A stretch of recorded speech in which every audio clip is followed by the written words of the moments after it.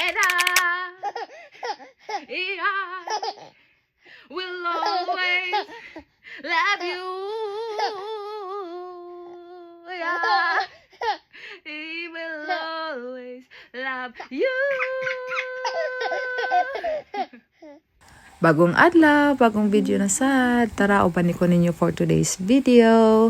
So, for today's video guys, ubanin ninyo ni Dada nga mag-add to sa GP kay magpa-check up. Yes, duha ni Dada magpa-check up guys. Si Dada kay tungod sa iyang sakit sa likod. Ug ako tungod sa na ako'y something na nakita sa akong chest area.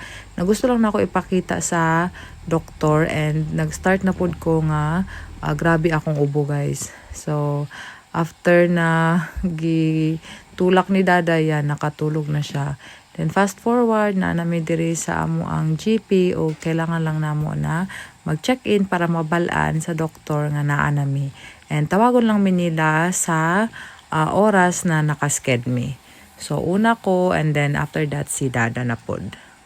So, after mag-check-in is maghulat na lang na tawagan sa doktor. Kay by timing man na siya. So, murag akong schedule is around 9:30 or 10 o'clock. So, giubo na pod ko guys. And si Ace na nakamata na from nap niya. So, na nako siya. Gipadede na nako na siya og nagdula-dula na siya anayahang book. Then, fast forward guys is nahuman nako ako And then, si Dada na ang nagpa-check up karon sa iyahang likod. Then, praise God, sa ako ang gipa-check up is anang doktor na wala man daw.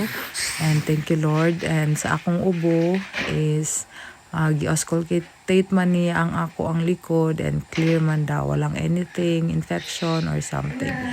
So, samtang naa si Dada sa doktor niya, mag-change napi namin ni Ace. So, mono ni ang guys, pag-change napi, kailangan na og mga nursery rhymes na kantahon kay para dili mo lingkod ang bata, especially kani nga naa sa taas nga part sa napi change. So, mo na guys, mo na among pag napi change karon. Ay, napi no, just read now.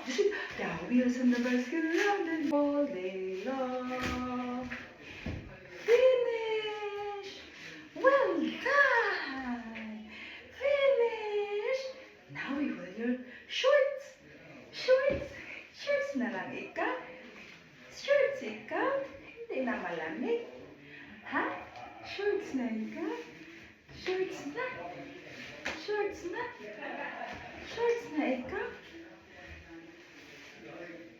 Come on. 1, 2, 3. Peekaboo!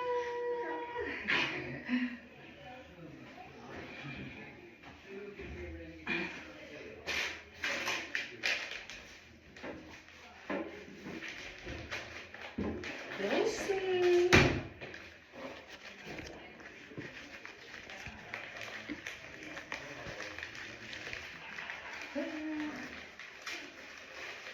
Don't